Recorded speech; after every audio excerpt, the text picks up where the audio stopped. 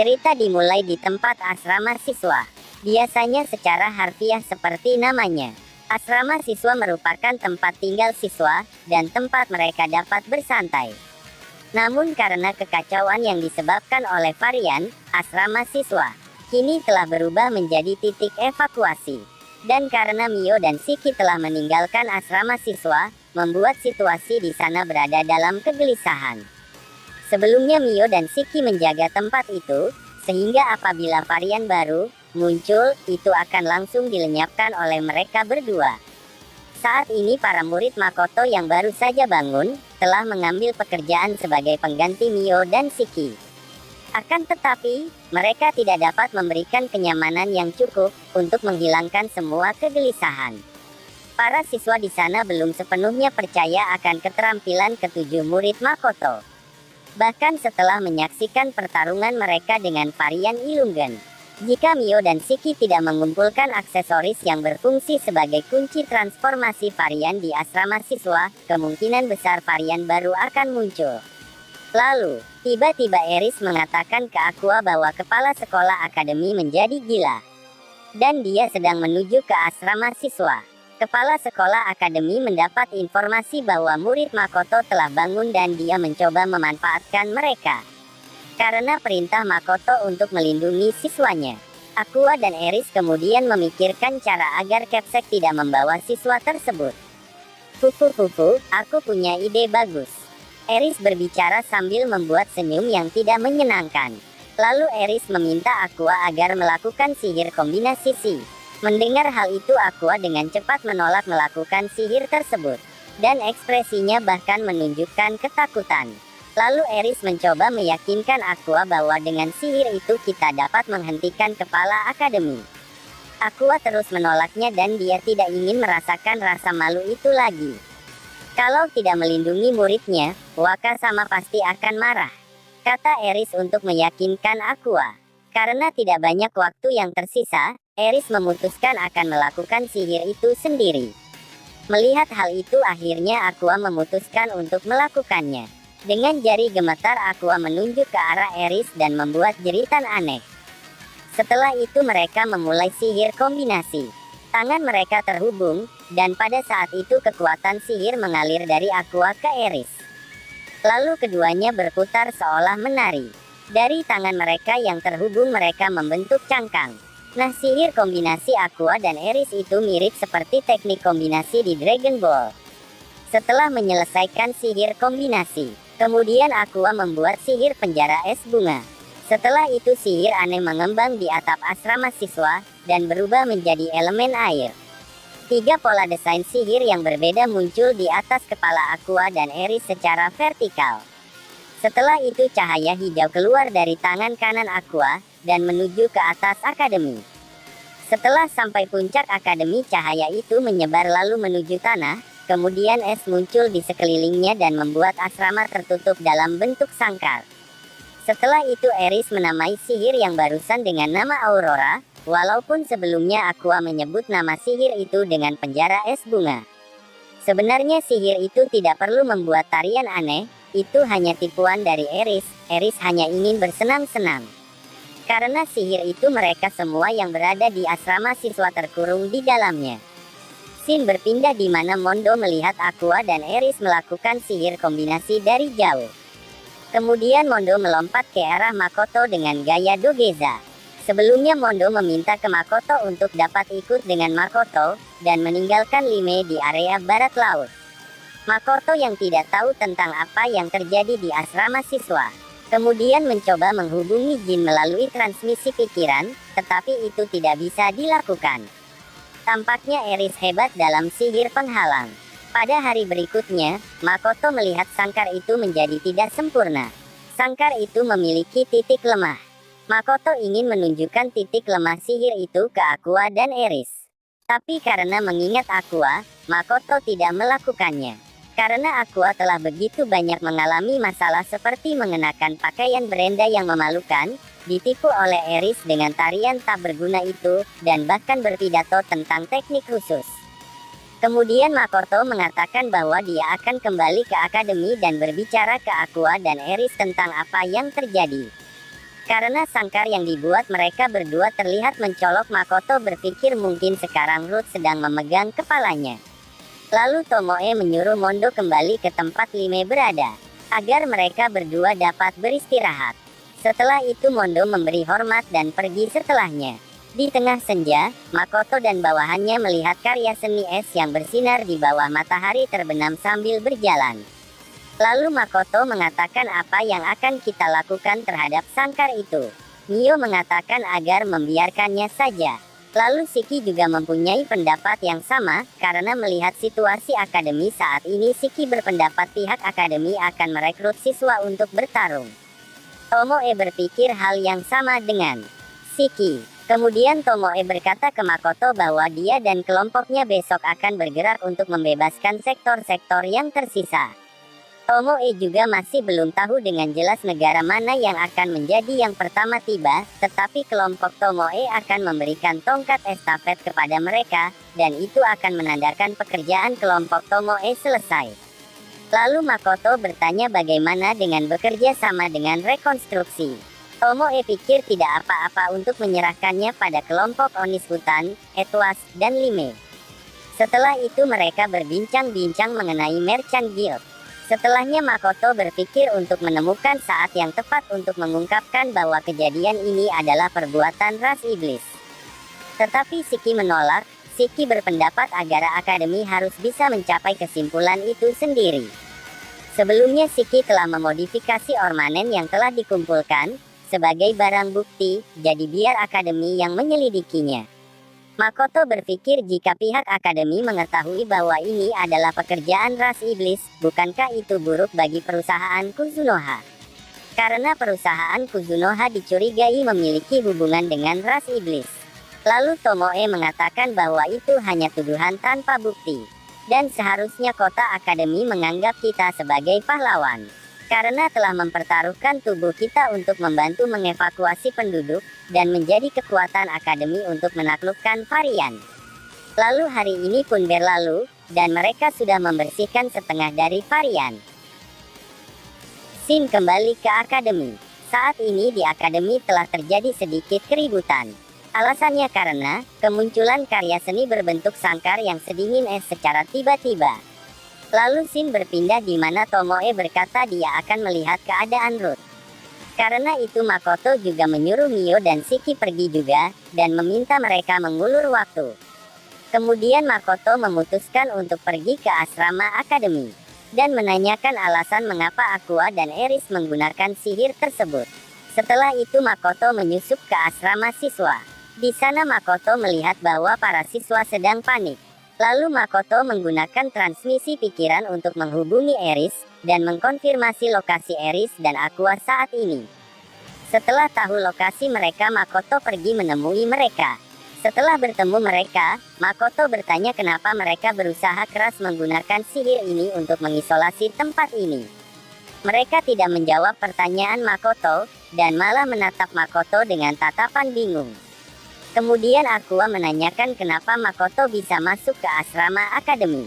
Padahal Aqua sangat pede dengan sihir isolasinya. Tanyakan saja pada Eris, ucap Makoto.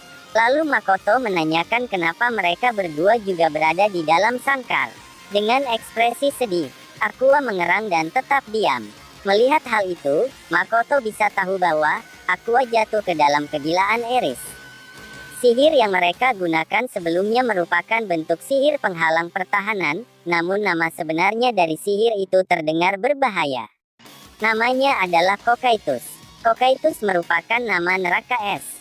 Sihir mereka sangatlah menakutkan. Makoto pernah melihat orc yang mendekatinya, dan mencoba untuk menyentuh sihir mereka, tiba-tiba lengan dari orc itu membeku.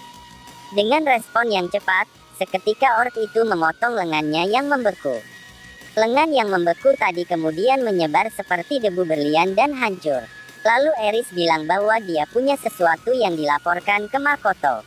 Eris menginformasikan bahwa pergerakan varian menjadi teratur. Karena itu Eris penasaran, dan memasang penghalang. Ternyata informasi yang Eris katakan ke Aqua tentang Kevsek sebelumnya adalah bohong. Kemudian Eris mengatakan bahwa orang di sana mungkin menggunakan semacam alat yang tidak sempurna dalam mengontrol varian. sehingga varian berkumpul di sana. Eris mengatakan di sana, dan menunjuk tempat di mana banyak orang kaya tinggal. Mendengar informasi dari Eris, Makoto mengucapkan terima kasih ke Eris. Dan Makoto mengatakan akan kembali keluar ke mereka berdua. Setelah sampai di luar, di tempat yang agak jauh dari penghalang sangkar, Makoto dipanggil dari halaman tempat perlindungan.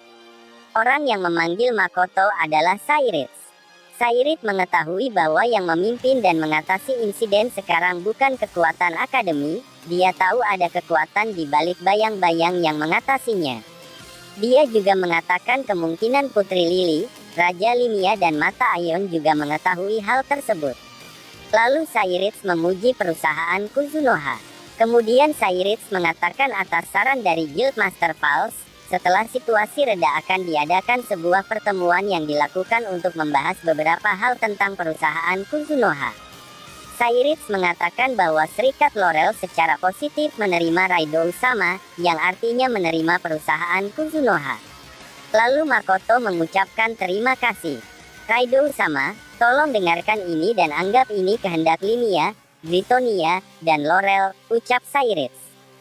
Setelah itu Sairitz mendekat satu langkah, dan menyebutkan nama-nama kekuatan utama. Limia, Britonia dan Laurel. Sairitz meminta Makoto untuk segera memperbaiki transmisi pikiran. Dan jika Makoto dapat melakukannya, Sairitz akan memberi Makoto hadiah. Lalu Makoto tidak bisa berjanji, tetapi dia akan melakukan yang terbaik untuk memulihkannya. Mendengar itu Sairitz menundukkan kepalanya. Dan dia kembali ke tempat di mana pengawalnya menunggunya dari kejauhan. Lalu Makoto berpikir tentang pemulihan transmisi pikiran. Jika mengembalikan transmisi pemikiran, maka itu akan dapat mengetahui lokasi bala bantuan dari setiap negara, dan orang-orang yang berlindung akan lebih sedikit menderita stres. Sebelum mencoba melakukannya, Makoto coba berbicara dengan Tomu tentang hal itu terlebih dahulu. Percakapan yang melelahkan dalam arti yang berbeda dibandingkan saat berbicara dengan Eris. Sekarang Makoto terlihat lelah setelah pembicaraan serius dengan Sairitz. Makoto teringat bagaimana cita-citanya yang dia inginkan saat di dunianya dulu, itu adalah makan, memanah, lelah, drop down, tidur, dan ulangi hal itu terus, tetapi di dunia ini, dia tidak dapat melakukannya. Di dunia ini benar-benar berbeda, di dunia ini dia malah mengerjakan pekerjaan yang merepotkan, seperti melakukan pinjaman, hutang, dan semua tawar-menawar. Dan hal itu membuat kepalanya sakit. Tetapi dia senang karena dia memiliki Tomoe dan Shiki yang dapat diandalkan dalam hal tersebut. Di sisi lain dua naga terkuat sedang mengobrol. Mereka membicarakan tentang sangkar penghalang yang dibuat Eris dan Aqua. Tomoe menanyakan ke Ruth, apakah si Ruth berniat menghancurkan penghalang itu. Ruth tidak bermaksud untuk menghancurkannya, dia hanya tertarik. Dan jika Ruth ingin menghancurkannya, maka dia harus kembali ke bentuk aslinya. Jika hal itu terjadi, itu hanya menambah kepanikan di atas keributan varian. Maka dari itu dia tidak akan mengganggu. Setelah itu mereka lanjut berdiskusi, kali ini mereka membicarakan ras iblis. Dan setelah itu membicarakan tentang Makoto. Gerakan aneh dari varian yang dibicarakan oleh Forest Oni Eris sebelumnya, Tomoe juga menyadari hal itu. Dia juga tahu orang yang mengendalikan mereka. Tomoe menandai orang itu sebagai seseorang yang bekerja sama dengan ras iblis. Lalu Tomoe mengatakan ke Ruth bahwa sebelumnya Makoto bertanya padanya, apakah tidak apa-apa untuk mengembalikan transmisi pikiran, jadi Tomoe mengatakan kepada Makoto bahwa dia tidak keberatan. Dan kemudian, mereka berdua mengalihkan pandangannya ke tempat Makoto berada saat ini. Mereka menunggu sihir yang digunakan Makoto. Makoto saat ini mengadah ke langit, kemudian membuat bola cahaya kuning menyerupai bulan, dan ditembakkan ke atas. Setiba di atas cahaya itu berhenti sebentar di langit dan menerangi kota. Lalu meledak, cahaya itu berbentuk seperti kembang api yang cantik di malam hari. Ledakan itu merubah bola cahaya sebelumnya menjadi sejumlah senar, lalu senar tersebut bergerak ke bawah dan menjangkau seluruh kota. Senar itu ada yang membuat sudut lancip, bengkok beberapa kali, dan ada juga yang lurus saja. Senar itu menembus tubuh orang-orang di kota. Tanpa terkecuali senar itu juga menembus tubuh Ruth dan Tomoe. Ras iblis membutuhkan waktu beberapa bulan untuk mempersiapkan rencana mereka. Tetapi Makoto dengan satu kali tembakan ke langit dapat menghancurkan apa yang mereka buat. Setelah itu Tomoe dan Ruth terus menatap langit. Kemudian Shin berpindah ke dalam sangkar penghalang. Di sana Aqua menanyakan bagaimana Makoto dapat masuk ke akademi. Eris mengatakan bahwa Makoto telah memanggil naga bumi. Naga bumi yang dibicarakan Eris adalah tikus tanah, yang merupakan eksistensi yang terbaik dalam menggali lubang. Lalu mantra yang dibuat Makoto untuk mengatasi gangguan transmisi pikiran, mantra yang tampak seperti kembang api itu tidak dapat dilihat oleh Eris dan Aqua. Karena terhalang oleh sangkar yang mereka buat. Dimulai dari Cyrits yang saat ini merasakan keringat dingin yang mengalir di pipinya. Setelah melihat sihir seperti kembang api yang menerangi langit malam untuk sesaat. Bencana yang bahkan menelan kota-kota tetangga. Karena salah satu insiden di dalamnya, yaitu gangguan transmisi pikiran, Cyrits 90% yakin bahwa semua ini disebabkan oleh ras iblis. Ras iblis telah meningkatkan pengetahuan mereka dalam sihir lebih dari manusia. Jadi ini adalah hal yang Makoto katakan, aku akan mencobanya. Lalu Cyrits berjanji untuk merahasiakan apa yang Makoto lakukan. Dan jika Limia dan Britonia tahu, mereka pasti akan menarik Makoto ke pihak mereka. Kemudian Cyrits memikirkan cara untuk mengikat Makoto dengan Laurel Union, agar berada di pihaknya. Cyrits berpikir jika dia menggunakan cara paksaan untuk mengikat Makoto, mungkin negaranya akan hancur berkeping-keping. Jadi cara yang aman yang Cyrits pikirkan adalah mengundang Makoto ke Laurel, dan menggodanya dengan minat. Setelah berada di Laurel, Cyrits berencana agar Makoto mempelajari perbuatan bijaksana di masa lalu, dan membuatnya merasakan kasih sayang yang mendalam. Dan akan ideal jika Makoto mencapai titik di mana dia menganggap Laurel Union sebagai kampung halaman keduanya. Kemudian Cyrits memikirkan tentang perusahaan Kuzunoha, dan tuan mereka, Raido. Cyrits menganggap kekuatan pertempuran mereka sangat kuat, walaupun ceroboh mereka dapat menangani varian. Dan lebih penting pengetahuan mereka, dapat dengan mudah menghancurkan rencana ras iblis. Selain itu, pedang salah satu pengikutnya yang bernama Tomoe dapat melakukan teleportasi. Dengan semua hal yang dilakukan perusahaan Kuzunoha, Cyrits berpendapat bahwa mereka mampu menghancurkan suatu negara. Memprovokasi mereka secara tidak hati-hati akan sangat bodoh, dan menyerahkan mereka ke negara lain, hampir sama dengan menghancurkan negaranya. Jadi, merevisi evaluasinya tentang Makoto, Cyrits merasa kesadarannya akan terbang jauh setelah mengetahui tentang betapa berbahayanya keberadaan Makoto. Sekilas, Makoto terlihat seperti orang yang penurut. Tapi memikirkan tentang kekuatannya yang sebenarnya, itu akan membuat orang berkeringat dingin. Cyrits juga mengetahui jika Makoto menyukai demi-human dan mempekerjakan mereka. Memikirkan jika demi-human telah diperlakukan secara tidak wajar oleh para manusia yang memasuki tempat mereka, dan perusahaan Kuzunoha mulai bergerak demi mereka, kemudian apa yang terjadi? Memikirkan hal tersebut membuat Cyrits tidak hanya keringat dingin, dia juga tidak akan bisa tidur selama beberapa hari. Perusahaan Kuzunoha adalah pedang bermata dua, pedang bencana yang memiliki kekuatan untuk memisahkan negara. Cyrits merasa seperti berpartisipasi dalam game roulette, dengan ada pilihan kehancuran di roulette tersebut. Sambil merasakan ketidaknyamanan yang mirip dengan anemia, Cyrits menyentuh dahinya dengan tangan kanannya. Keringat lengket terasa dingin, dan itu menunjukkan kondisi mentalnya saat ini. Lalu sambil memikirkan hal itu, bawahannya menghampirinya.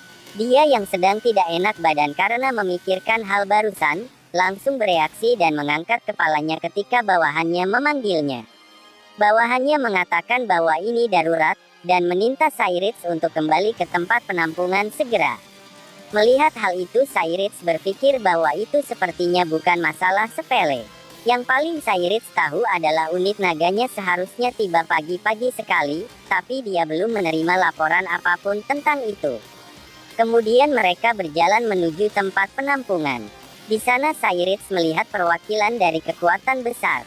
Cyrix melihat Raja Limia yang secara pribadi memberi perintah dengan kekerasan. Pangeran dan kesatrianya juga bergerak dengan sibuk.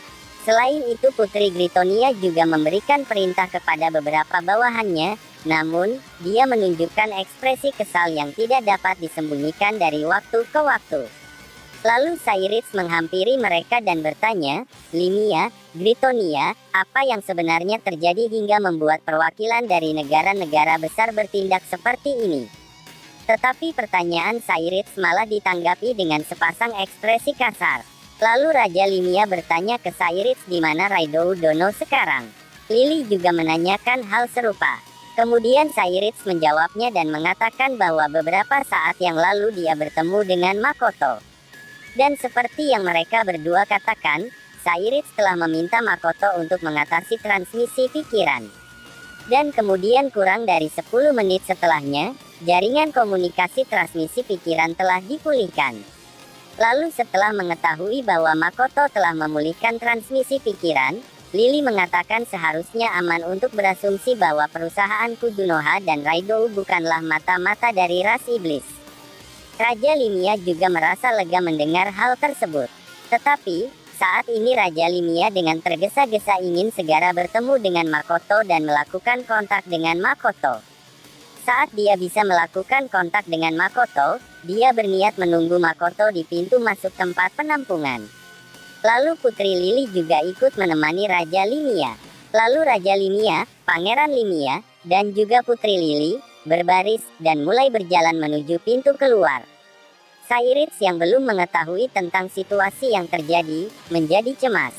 Kemudian dia menyusul mereka berdua, dan meminta penjelasan. Lalu Cyrix meminta mereka berdua untuk menjelaskan situasi yang terjadi. Raja Limia mengatakan ada serangan dari ras iblis. Lalu Cyrix beranggapan bahwa situasi yang terjadi adalah insiden dengan varian disebabkan oleh iblis. Tapi bukan hal itu. Raja Limia dan Lily mengatakan bahwa ibu kota masing-masing dari negara mereka telah diserang oleh pasukan iblis. Mendengar hal itu membuat Cyrix menjadi kaget. Dan yang lebih membuat guncang adalah yang menyerang kedua ibu kota adalah pasukan yang dipimpin oleh seorang jenderal iblis. Dan saat ini Raja mengatakan bahwa Priestess Laurel sedang bertarung. Mendengar Chiyasama sedang bertarung, membuat Cyrix mengeluarkan ekspresi marah. Cyrix memprovokasi Raja Limia dan Putri Lily dengan berkata, "Bukankah kalian memiliki pahlawan dan tentara kerajaan? Lalu kenapa mereka membiarkan musuh menyusup sejauh itu? Dan apakah pahlawan dan partinya melarikan diri? Kalau begitu dia mengabaikan tanggung jawabnya terhadap dunia, dan..." Diam. Suara teriak terdengar. Bersamaan dengan kata-kata yang dilontarkan Cyrix, Putri Lily berteriak memotong perkataan Cyrix. Cyrix masih memiliki banyak hal untuk dikatakan saat dia memelototi Lily. Baginya, pendeta adalah eksistensi yang sangat penting. Lalu Lily mengatakan bahwa ibu kota kekaisaran negaranya sudah menghadapi beberapa unit musuh. Dan mereka semua muncul secara bersamaan. Pihaknya sedang mencoba untuk menangani situasi, menyelidiki dari arah mana mereka datang menyerang. Dan kerajaan Limia juga melakukan hal yang sama. Sebelumnya ras iblis hanya tinggal dan bertahan di benteng Stella Fort-nya. Tapi sekarang mereka berani melawan kekaisaran dan kerajaan. Kemudian Raja mengatakan bahwa di negaranya mendeteksi masa hitam muncul di pantai kemudian bergerak mendekati ibu kota. Raja mengatakan bahwa pihak musuh memegang beberapa kartu truf. Jadi Raja ingin mengirim Makoto ke negaranya. Lily berpikir hal yang sama dan berniat mengirim Makoto ke negaranya juga. Lily melakukan itu agar pahlawan dari kekaisarannya tidak berakhir dengan sia-sia. Ketidaksabaran juga mulai muncul dari Cyrix. Dia berpikir pendeta mungkin akan mati, dan pendeta era berikutnya belum lahir. Jika Chia mati, Laurel akan kehilangan tumpuan semangat mereka. Apalagi jika terjadi sesuatu pada Limia dan Gritonia, Laurel juga akan berubah menjadi negara yang berdiri di garis depan. Lalu Cyrix beranggapan bahwa ras iblis menggunakan varian di kota ini adalah umpan. Lalu mereka yang merupakan 3 perwakilan dari kekuatan besar sedang berbicara sambil berjalan dengan langkah cepat. tanpa menunggu pengawalnya yang menyusul, dan akhirnya mereka sampai di pintu masuk perlindungan. Di saat bersamaan dengan ketiga kekuatan besar berkumpul, Makoto menerima panggilan dari akademi. Lalu Makoto muncul di depan tempat perlindungan. Makoto ditemani Tomoe, Shiki dan Master Guild Petualang Fals. Lalu tiga suara gelisah diarahkan ke Makoto. Mereka meminta agar segera berbicara dan itu hal yang penting. Melihat hal itu Makoto terkejut sesaat, tetapi tidak lama kemudian, dia membungkuk di depan ketiganya. Para pengikut Makoto juga mengikuti jejaknya. Sementara Makoto mendengar pembicaraan ketiganya, wajah Makoto berangsur-angsur berubah menjadi marah.